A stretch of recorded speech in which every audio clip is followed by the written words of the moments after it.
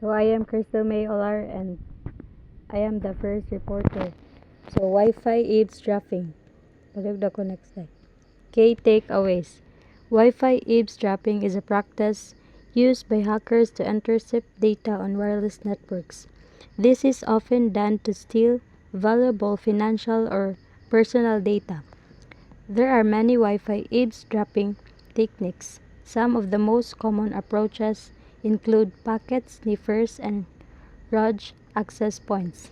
Strengthening your network encryption, authentication measures, conditional access policies, and network structure all help to prevent Wi-Fi eavesdropping.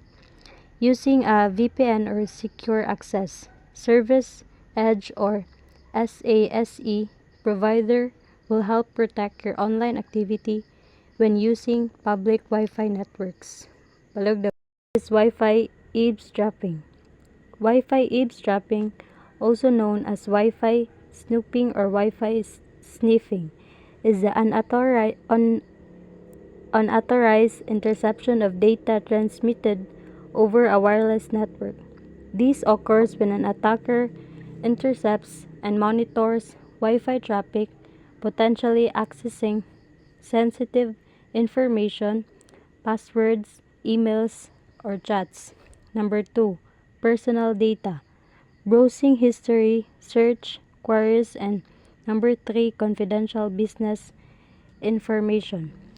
So, ang example sa Wi-Fi eavesdropping kay koan, man in the middle, sniffing, physical wiretapping, eavesdropping on public Wi-Fi, and malware-based eavesdropping. So, palugdo ko next day. So, Ge. okay, so I'm na lang nag-elaborate at something important. Wi-Fi eavesdropping is tracking intercepting data packets and over a wireless network. This approach is sometimes referred to as snooping or snooping. Every time we use the internet, we send and receive data packets. However, if these packets can be encrypted, anyone who captures them to decode and read them. During an eavesdropping attack, hackers will find a Wi-Fi network and use special tools to capture these data packets. In some cases, the hacker may even create a malicious network with the same name as a Wi-Fi network.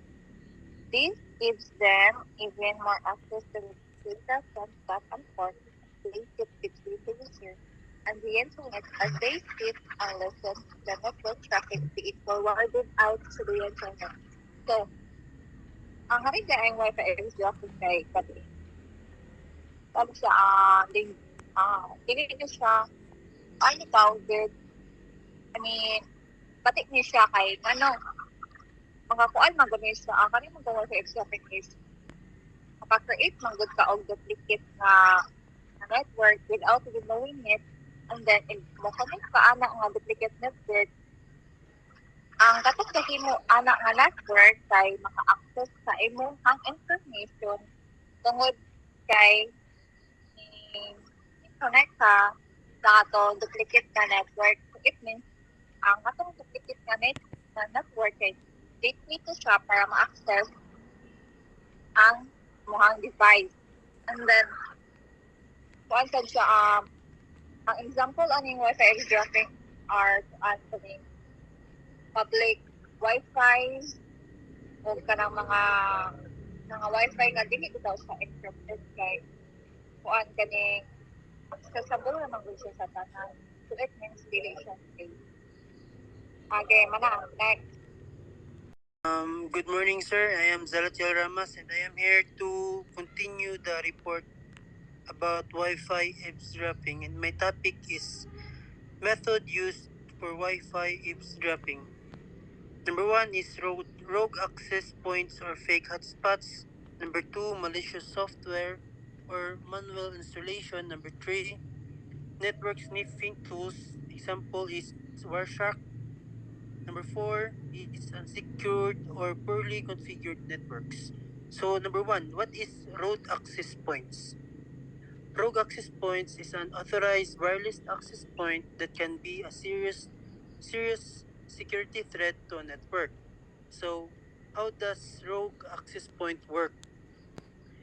Rogue access point can be set up by devices like printers, media devices, or personal routers, even without the owner's knowledge. They can also be created by mobile devices that are configured to broadcast a wireless signal. So, munang pagkuan yun sa paghimo sa kuan sa rogue access point, pwede ra ka makagamit og mga media devices, mga routers sa Wi-Fi nya kanang mga mobile devices nya. How they can be dangerous? Rogue access points can create backdoors into networks, allowing attackers to intercept data, perform denial of service attacks, or deploy malware. So, dangerous kayo ang rogue access point kay makakuha siya mga personal informations niya. Maka-intercept siya og data niya. Number 3 kay network sniffing tools. Network sniffing tools kay kuan is a technique that involves monitoring and capturing data packets as they pass through a network. The goal is to examine the data for information of interest such as where it's coming from, which devices is sending it, and the protocol being used.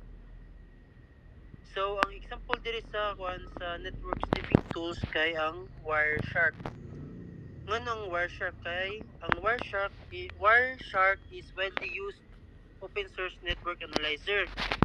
Ang gamit sa network sniffing tools kay mo determine siya mo determine siya niya mo identify network problems, monitor bandwidth usage, and gamit siya sa pag troubleshoot. Yung Wireshark is can capture and display real-time details of network traffic. And last is unsecured or poorly configured networks. From the word itself nga unsecured, dali rin na siya nga panon sa mga hackers makakuha sa mga data niya, dali sila ka makabutang og mga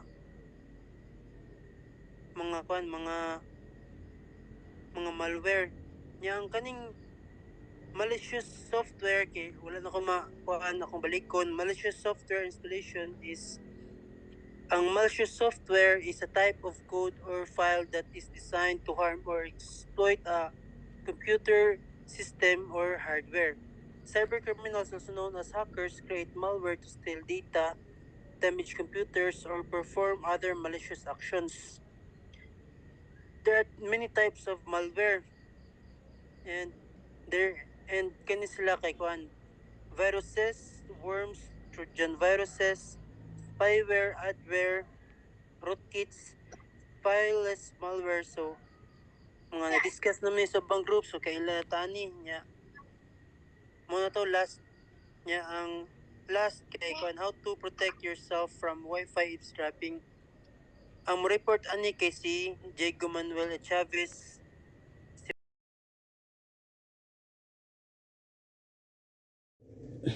Good afternoon, everyone. This is the continuation of our topic on Wi-Fi eavesdropping and how to protect yourself. You need to first is what do you call this? Use secure networks, WPA2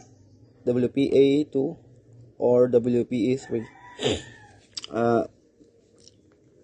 WPA or Wi-Fi Protected Access are the security certification programs developed after 2000s by the Wi-Fi Alliance to secure wireless computer networks. And second is VPN or Virtual Private Network. This protects its user by encrypting their data and masking their IP address. This hides their browsing activity, identity, and location, allowing for greater privacy. And third is HTTPS, or Hypertext Transfer Protocol Secure, is the secure version of HTTP, which is the primary protocol used to send data between a web browser and a website. HTTPS is encrypted in order to secure security of data and transfer. And fourth is keep software devices updated. So kini siya kay just like sa atong cellphones kay uh, every now and then kay mag need man nila ang cellphone og kuan kanang updated version to improve security sa imong cellphone. And fifth is avoid public Wi-Fi for sensitive activities. So kini siya, as Sir Reynard said, yeah, avoid mag-use og mga public Wi-Fi's to prevent from tawag ni ma-intrude imuhang privacy. So avoid lang. And lastly, use a firewall and antivirus software. So sa ato mga computers or even cell phones kay naa namang ni mga uban gali na mga built-in na nga mga software nga antivirus na siya to protect our devices from tawag ni viruses. And that's all. Thank you.